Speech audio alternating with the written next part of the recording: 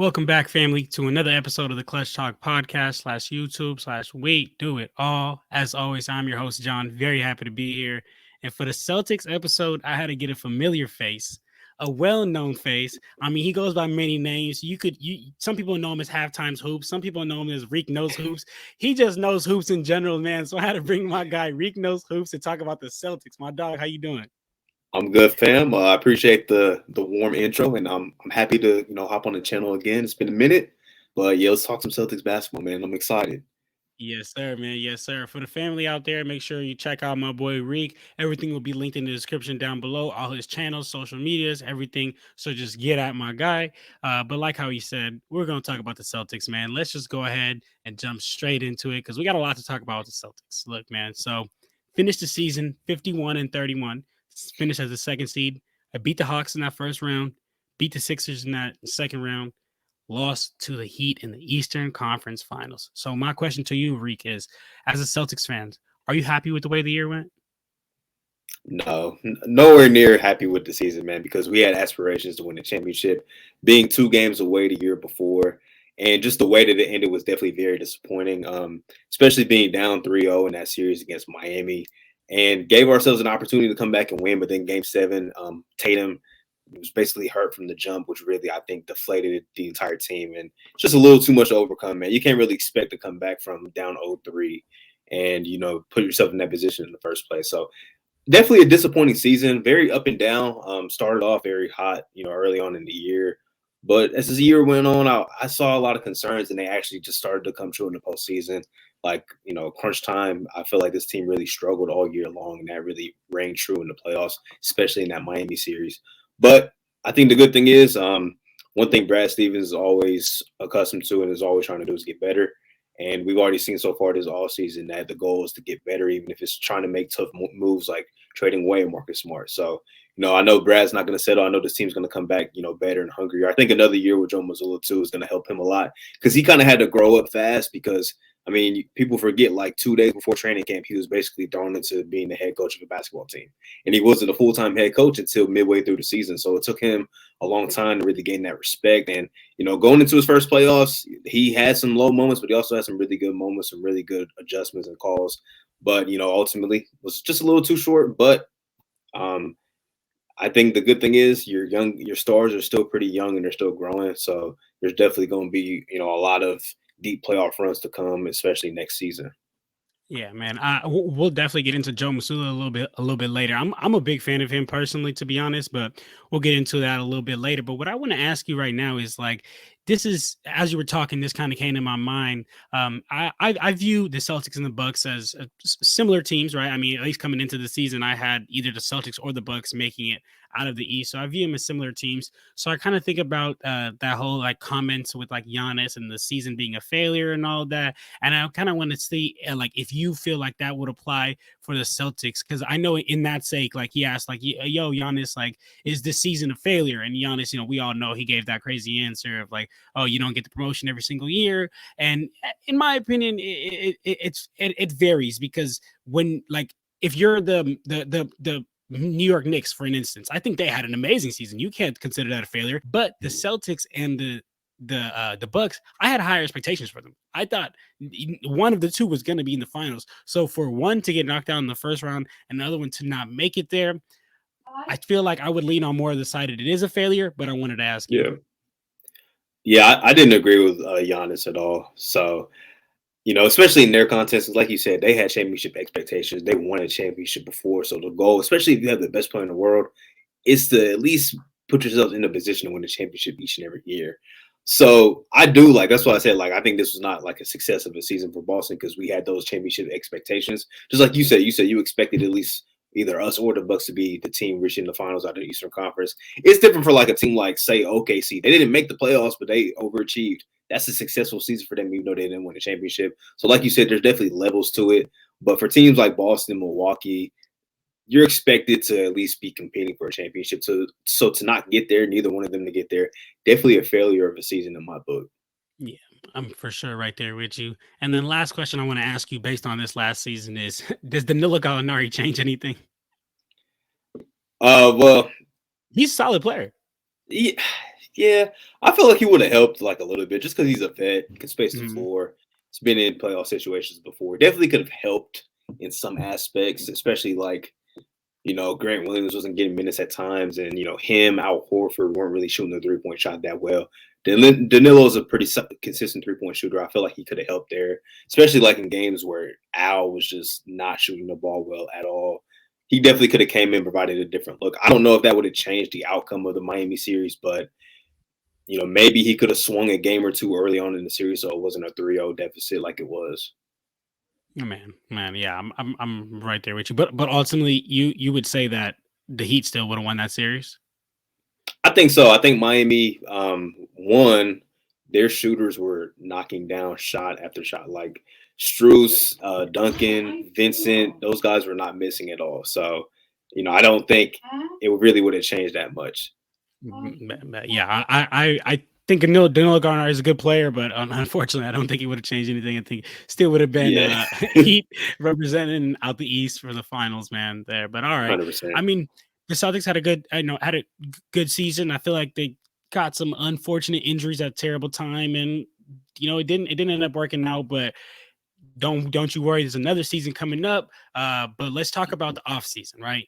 Because with the Celtics, like there's a lot to talk about, and I'm just gonna ask you straight up right now, Reek. Can you truly build and win around Jayson Tatum and Jaylen Brown together? I think so. I think it just matters like the pieces that are around them. Because I feel like those two have been like as solid as you can get, man. Obviously, JB had a struggle of a Miami series, but good players always have bad series. That happens all the time.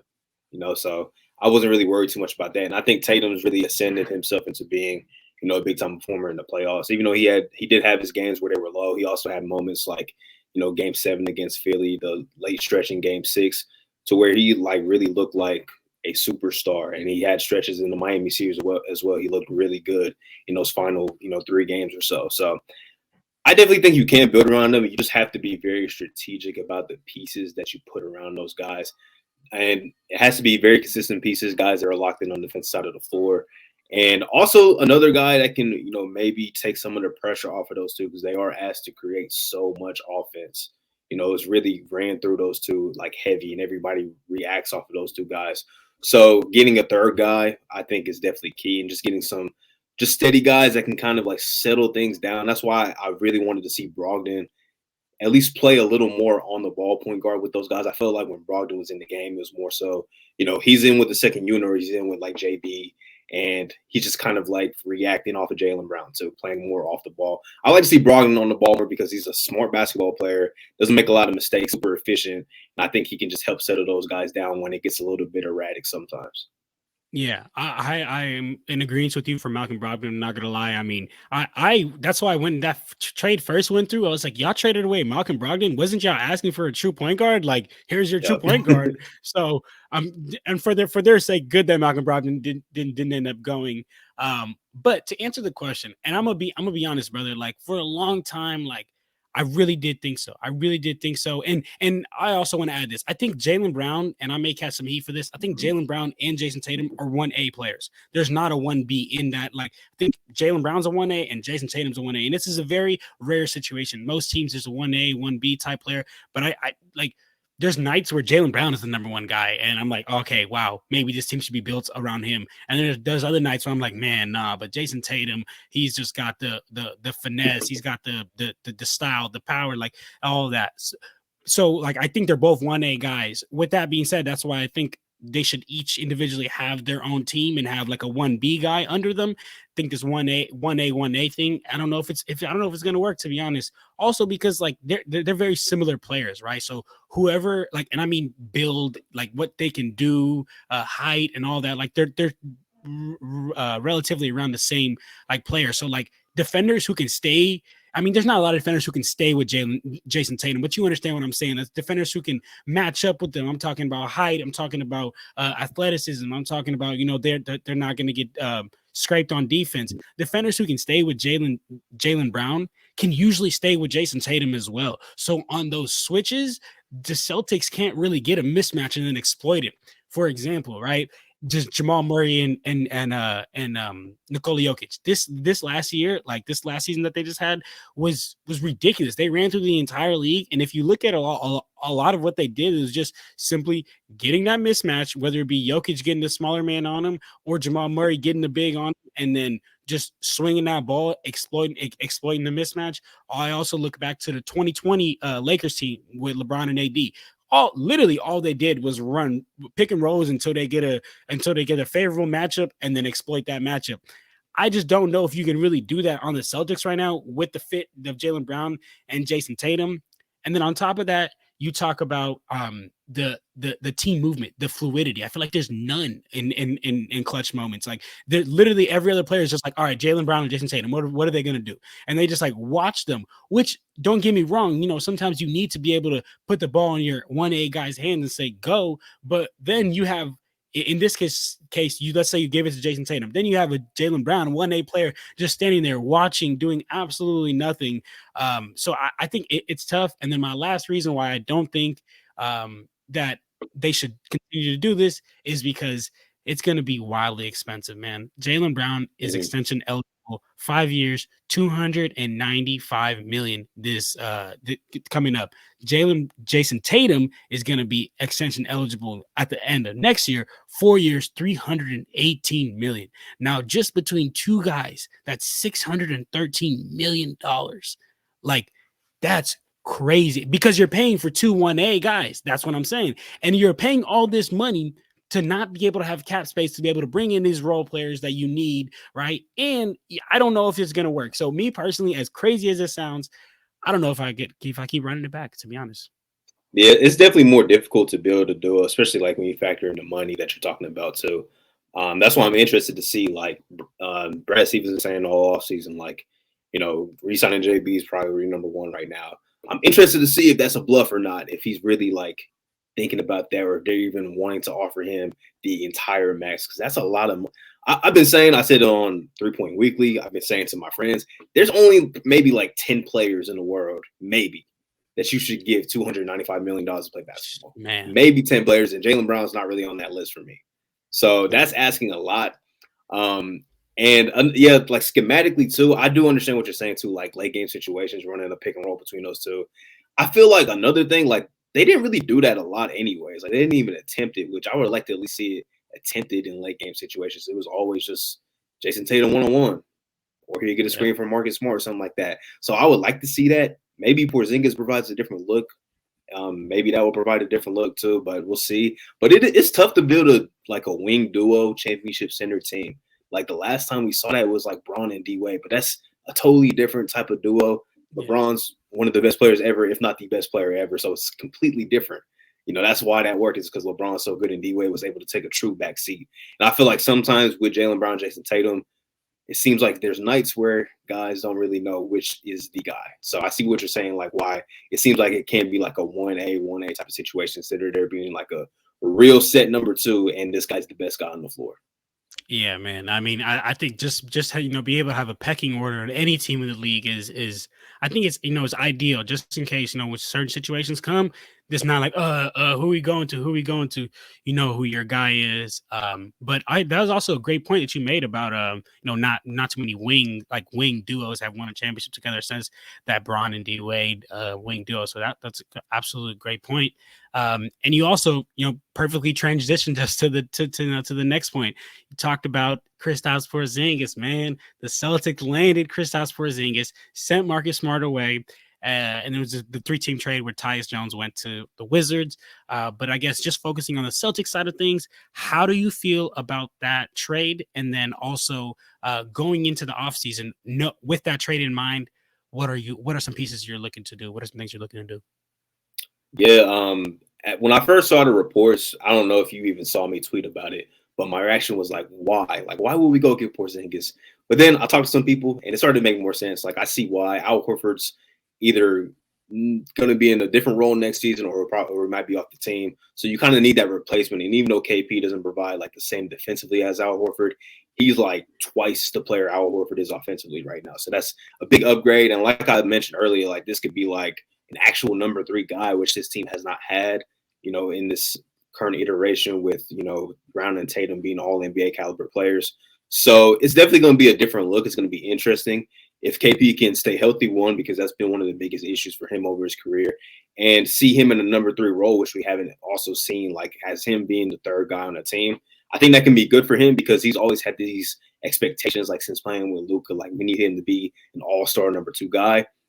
People forget in Washington, he was very good last season behind, Bradley Beal. He was maybe even their best player last year, to be honest. Like, him and Kuzma were basically playing the best basketball, in my opinion, for the Wizards. So it's an interesting look, and giving up Smart definitely like hurts the locker room, the morale of the team. But on the court, man, like, love Marcus Smart. He's been there as long as I can remember. Like, I was a freshman in high school when Marcus Smart was, getting drafted to the Celtics. So it definitely sucks seeing him go, but I think Celtics fans have to understand, like, Derek White does everything Marcus Smart does, but almost better at this point right now. Derek White had a fantastic season last year, shot 40% from 3, was all NBA defense, and he was creating offensively too for himself and for others. So people need to understand it does suck to lose Smart. He's been there for so long, but Derek White is just as good. And I think, like you mentioned earlier, the fact we got to keep Brogdon in this trade makes the most sense schematically because Smart and White are 2 similar players, but Smart and Brogdon, completely different players and can provide different things. So I like it. And the fact that you didn't really have to give up too much. I mean, Gallinari didn't play last season. Mike Muscala did not play towards the end of the year. And I think, you gave up a draft pick, but you got the guy in the draft that you wanted anyways in Jordan Walsh. I think the move was an A plus type of move. The draft was also an A plus. I'm really impressed with the offseason so far.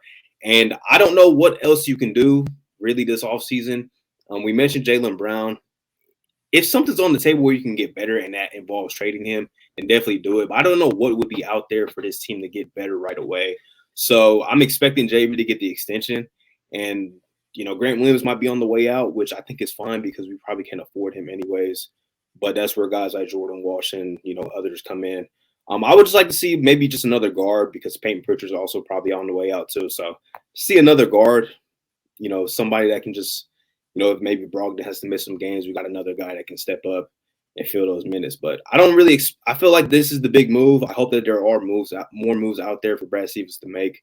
But don't get too crazy. Don't try and get too cute. That's the only thing I ask. Just make steady moves, solid moves, and don't try and gut your roster out to go and chase a superstar name. Facts, man. Facts. I mean, especially with everything that you've built up, you can't just gut it out just to try to go get an all-star. And before I keep going, real quick, shout out Reek and for the Jordan Walsh video. I know that video going crazy right now, man. So yeah, it definitely was. It's crazy because I wanted him on the Celtics, but I didn't mention in the video anything about him being on the Celtics, which was just crazy. Like on draft night, he got drafted there, and then the video just started going crazy out of nowhere. And I'm like, bro, I posted this 2 days ago and it had 100 views or something. Jay, shout out the algorithm, man. Shout out the algorithm. Hey, gotta love it. Gotta love it. Thanks, man. But all right, so I mean, as far as offseason things, I'm pretty sure I'm in agreement with you because when you said trade Jaylen Brown, I made a little bit of a nasty face just because in my head I'm like, who are you going to trade Jaylen Brown for that you're gonna get a piece back that you're winning, right? I mean, unless you're getting a Joel Embiid, which the 76ers aren't doing, or one of these Giannis's, which the teams aren't doing. I just don't know who you're gonna get back that's gonna equal up to a 1A level. I mean, it's not really out there. I mean, hypothetically, if Damian Lillard is possible, sure, why not? But in reality, is that gonna happen? No, it's not. Yeah. Portland's probably not trading him. So, and then it's Trae Young, probably not happening. If they want to get Jaylen Brown, it's to help Trae Young, not to trade him away. So, yeah, I don't think that trade's out there, to get better and still be on a championship level right now. So, I expect JB to be back, even though he had a nasty end to the season. 8 turnovers in Game 7 was not pretty. JB always comes back better, though. That's why it was tough. It definitely was tough, but can't really give up on him if there's not anything better out there. The grass is not always greener on the other side. So don't make a trade just for the sake of making a trade in that case. Reek, is JB the best 2A player in the league? No. Is he top 5? I really don't think so, man. I don't. I honestly think Jayson Tatum's just as good as a defender, to be honest. Really? Yeah, I don't think he's I don't think he's top 5, man.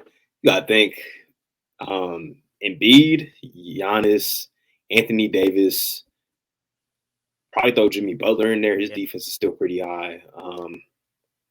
Does JB not crack the top 5? I don't think he cracks the top 5. Top 5 Man. two-way players in the league. I think his defense is always very, very solid on the ball most times. Kind of was getting beat a little bit in the playoffs. That's just the last thing that's in my mind is like guys getting by him with ease, and him being the main guy. Yeah, it's crazy, man. But him being the main guy, not switching off on dribble handoffs, and Gabe Vincent getting wide over threes, like that's just fresh in my mind. So I don't know if I can give him top 5. Top 5 just seems like these are elite of the elite. Like, you know, like how Kawhi was always a top two-way player in the league. Paul George, Bron, like I don't know JB's top 5, especially because I just said I think Tatum's on the same level of him as him defensively. Okay. All right. For the family out there, y'all let us know. Y'all think JB is a top 5 two-way player in this league? No, he's a good on-ball defender. We know he can do on the offensive end, but y'all let us know in the comment section. But now, Reek, let's get into some of these free agents, Reek. So, of course, you know, the biggest one being, I feel like, Grant Williams. How are you feeling about that? I know you said he's probably walking out the door. I guess let's play a little game. It's going to call priority or luxury. So you let me know if this player is a priority to keep or if this player is a luxury to keep. That's cool with you? Yes, sir. I'm always down with the games, man. Let's go. Let's do it, man. Let's do it. So Grant Williams, is he a priority or a luxury for you to sign this offseason? I would say a luxury just because I think they can move on without him. You know, I think Jordan Walsh, I'm really high on him, like I mentioned. So I feel like he can provide a lot of what Grant Williams already does defensively. And I think he has more offensive upside too. So I don't think it's really that high of a priority to bring Grant Williams back. Okay. All right. And now this is for extension eligible. Derek White, he's extension eligible, 3 years, $88 million. Priority or luxury? Oof. 388. If you can get the number down a little bit, I say priority because trading away Smart, I think, puts more of an emphasis on the importance of Derek White, and he's going to have to step up a little more too, even though he stepped up last season. So I will say priority for D White. Yeah, I agree. It's absolutely a priority because if you don't have Derek White, you have Malcolm Brogdon and Peyton Pritchard, who's probably not coming back. And exactly. I mean, if you take Peyton Pritchard out, you have a 1 guard lineup of Malcolm Brogdon. So I agree. You absolutely need to keep Derek White, and then a little bit of more of a vet presence. But Blake Griffin, how you feel about that? That's interesting. I will say luxury just because I like the energy Blake brought to the team. And even like during some regular season games, he would start and score like 10 points in like the first like 5 minutes of the game or something like that. But obviously if you lose Blake Griffin, you could probably replace him with another vet on the market if you really want to. So luxury, but I would love to see Blake back, man. It was fun having him on the team this year. Man, shout out Blake, man. Before I get you out of here, I do want to talk about, what are some kind of free agent targets that you're looking to target this offseason? I know you talked about preferably bringing in some guards. When I originally wrote this up, because I know we were trying to get the schedule for some time. When I originally wrote this up, it was before the Chris Paul and Bradley Beal thing happened. So I was saying, look, man, if you could pull Bradley Beal, like that's the connection with Jayson Tatum. Chris Paul could be the true point guard. He could take a lot of pressure off him. This is perfect, man. Chris Paul to the Celtics.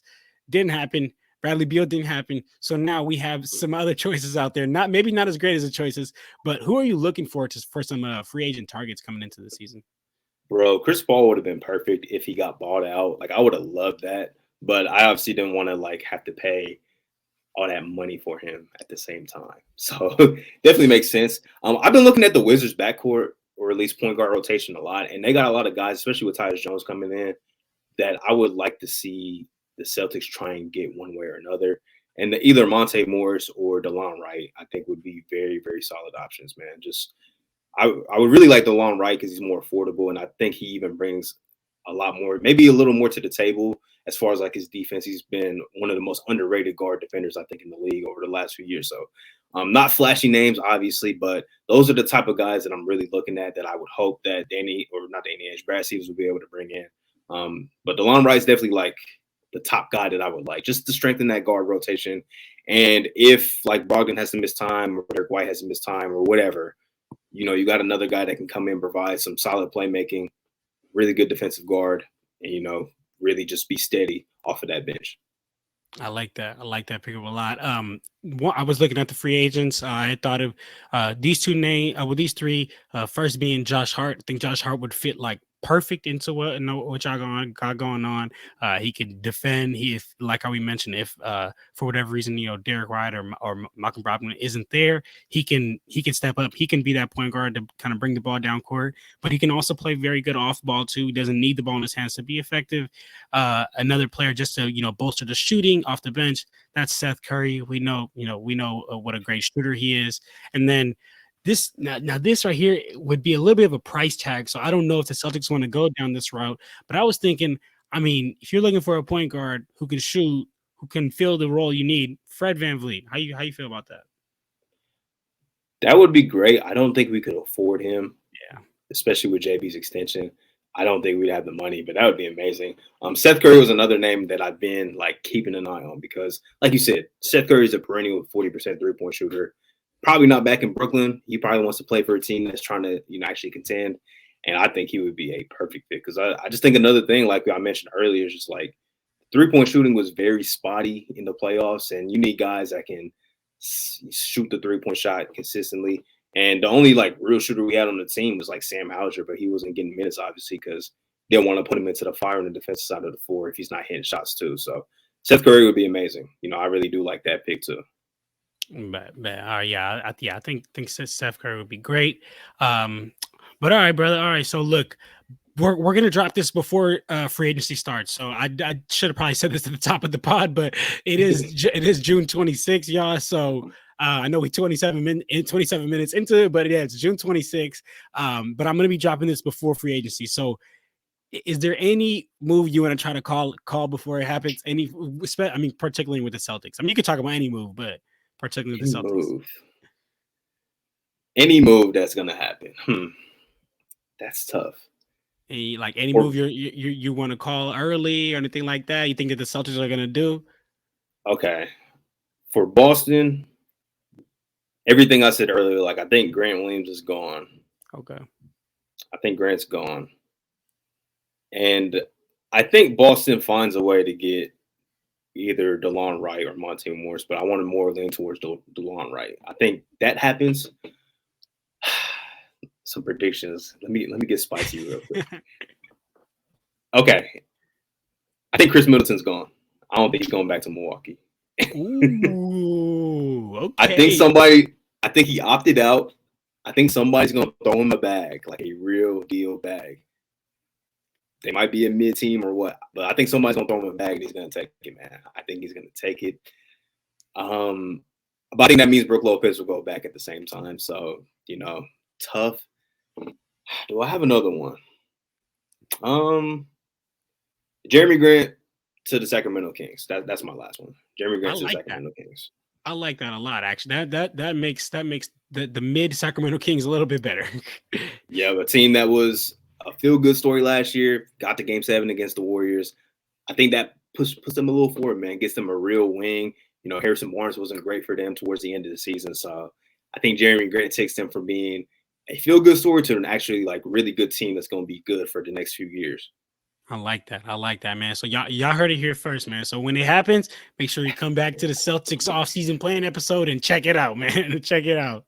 Hey, if I hit one of those predictions, I will be happy because predicting free agency is kind of tough if it's not like completely obvious stuff. Like I said, like JB getting an extension, like that's pretty obvious. But like stuff like that, like that's tough to predict. But it might be like another Jordan Welsh moment, man, where it just hits. Maybe we'll have to wait and see, man. Hopefully it happens so people come back to this episode like, hey, they were already talking about this like 5 days ago. Man, turn us up, man. Turn us up. But all right, man. All right. So, I mean, I feel like this is a good point for us to go ahead and start to wrap it up. I mean, we talked about last season, talked a little bit about, Jaylen Brown's extension, talked about some free agent targets.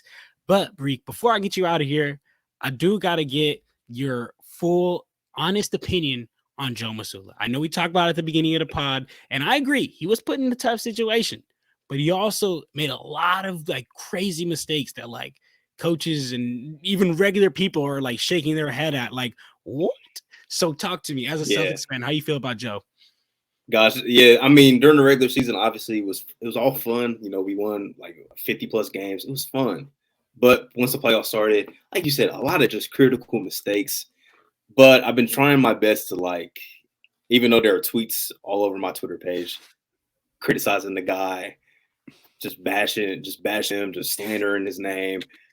I think he's still a solid coach, man. We got to give him time. He was, like you said, tough position. Like 2 days before camp, you're like, hey, we need you to be the head coach of this team. We don't know if you're going to be the guy long term, but we need you to coach this team because stuff happens, right? That was tough. He made the most of it. He had these guys playing a little bit differently than what we've been accustomed to. Like just the freedom on offense was really there. Defensively wasn't as good for a decent part of the season, but Rob Williams missing time definitely affects that. Smart missed a lot of time too. But I still got faith in him. I still got faith in Joe, even though the playoffs, especially the last two series, very rough. He made a lot of mistakes. He also made a lot of good adjustments, a lot of good moves to give these guys a chance to get to the finals still. I mean, they were still a game away. Even though they took the long route to get there, being down 3-0, they were still a game away from getting to the NBA Finals. So can't forget that. And I like how he actually now has his coaching staff getting put together. Because last season it was like these are all Ime's guys for the most part. Damon Stoudemire got a job during the season, so he left, who was the top assistant. And everybody else, after the season was gone, they said, hey, we're going to Houston, bro. We're out. Like, we're going to join Ime's staff in Houston. So now he has his guys, man. I love the Sam Cassell hire. I think Sam Cassell's a guy who I don't see why he hasn't got a head coaching offer yet, but that's one of the best assistant coaches in the league. I think he really helped a lot with Joel Embiid's development into becoming like a superstar player. So I'm excited to see what he brings to the table. He's just somebody that's a former player, former Celtic. He just knows, how to coach. Stephen Silas, I think he was given short end of the stick in Houston. I just think he's a really good assistant coach, though, can help a little bit offensively. And we also got a couple other guys. I know Phil Pressey is one of the guys we got, who is also a former Celtic. And I forget the other guy we got, but just know he got his coaching staff getting put together. So I think that will help him a lot, especially as a young coach. You kind of need some other stable minds with you. And I think having some guys that you picked out is definitely going to help him a lot. So I still got faith in Joe. I think he's going to put this team in a position to compete for a championship again next season. Facts. I'm not going to lie. I was a lot higher on Joe prior to the playoffs. I'll be honest, because I said this at the beginning of the season. I was like, yo, if Joe Mazzulla ends up, carrying the Celtics to a top 3 seed or deep in the playoffs, I got to give him coach of the year because the man got given such a bad situation, and he did exactly that. He got him to the second seed, 51 and 31, great record. And by the end of the season, I was ready to give him his flowers. I was like, this might be the greatest coach ever. I was like, he got put in such a bad situation and turned and like handled it so great. Because in my opinion, I'm thinking like, all right, the Celtics just came off this championship run with Ime Udoka. Now it drops. Oh man, it's over for them. Like coaching is going to change everything. But no, he picked it up right where it left off and dominated during regular season. Now playoffs, I just think he was just inexperienced, to be honest, man. It was just a lot of inexperience. And I'm like, I say this all the time. Like you can skate by as a regular coach and as just like a regular, all right, coach in regular season, but playoffs, like, man, like coaching matters so much. And if you're not a good coach, like you just get exposed. And I'll talk on my own Lakers. Like, I don't think Darvin Ham was ready to be a playoff head coach. Like, he got exposed by Eric Spoelstra. Like, I mean, exposed by Mike Malone and the Denver Nuggets. Like, we did not get one win. Now look at the other side, the Miami Heat. If we're talking about strictly players and strictly team, and we're talking about the Lakers team that they finished with, not team that they started the season with, I think the Lakers are a far better team than the Miami Heat. But the Miami Heat got a win on the Denver Nuggets while the Lakers got swept. I think that is entirely because Eric Spoelstra, the game they got to win, he made it a chess match. And then the Miami Heat were able to pull it off. And that's what I'm saying. Like, coaching is huge in the playoffs. And I just think his inexperience just unfortunately got to him. That's an amazing point because you look at every team that Miami played, they weren't more talented than anybody that they played. But Spoelstra is that good of a coach to where if you guys are able to play, if you guys play, hit shots, defend, I'm gonna make some calls that are going to put us in a position to win this game and win this series. That's just how good Spo is, man. Like his teams very rarely just get like abused in the playoffs. It rarely ever happens. So even like the final series, like even though it was a 4-1 series, Miami was in a lot of those games still. Like none of those games were really like truly blowouts. Some of the final scores may have been like 15 plus or something, but they were close games down the stretch where Denver was just the better team, found a way to get the dub. That's pretty much what it was. So that's a great point. And you just got to think, like, especially like with Darvin Ham, like Joe, this is their first year coaching. Even though Darvin had maybe a little more experience as an assistant, also a former player, but I still think he did an amazing job. Like getting a new team at the deadline pretty much and, being like the best team in basketball the second half of the season. Like, you definitely got to give him credit for that. I think he outcoached Steve Kerr, which not a lot of guys do. It's just like you said earlier, the Denver Nuggets were just playing that good of basketball throughout the postseason. So it's like, can't really knock Darvin too much. I know the feeling though. It's different when it's like your team. You watch this guy coach every day. It's like, bro, some days it's like, this is the best coach ever. Then other days it's like, bro, can we just get somebody else in here, man? Man, facts. Yeah, no, sometimes I cannot stand Darvin Ham. So yeah, I'm right there, which I always say this, we're our own team's hardest critics, because you watch your team the most. So you're gonna be very hard on the coach. So I'm right there with you, brother. But all right, brother. So I think it's a good place for us to wrap it up. Gave your thoughts on Joe. I just definitely needed to get that before we got out of here. So now I want to give you the floor. Is there anything you want to say before we sign off out of here, brother? Well, once again, I appreciate the invite onto the channel, bro. It's always great talking hoops with you. You already mentioned earlier, my stuff will be in the description, so be sure to check out my channel, man. I'm back posting pretty regularly, so I appreciate you guys subscribe and follow Halftime Hoops if you're on IG. And yeah, that's pretty much it, man. Once again, I appreciate it, bro. Yes, sir, man. Yes, sir. Y'all heard my boy Reek, man. Make sure you go drop a follow, drop a subscribe. Halftime Hoops is going up, man. It's going up, Reek. Have you seen it? It's going up, man. So shout out Halftime Hoops. Shout out Reek Knows Hoops. And go subscribe, man. For the family out there, don't forget to like, comment, subscribe. We got more offseason plans on the way. But I hope y'all enjoyed this one. And for now, we out of here, y'all.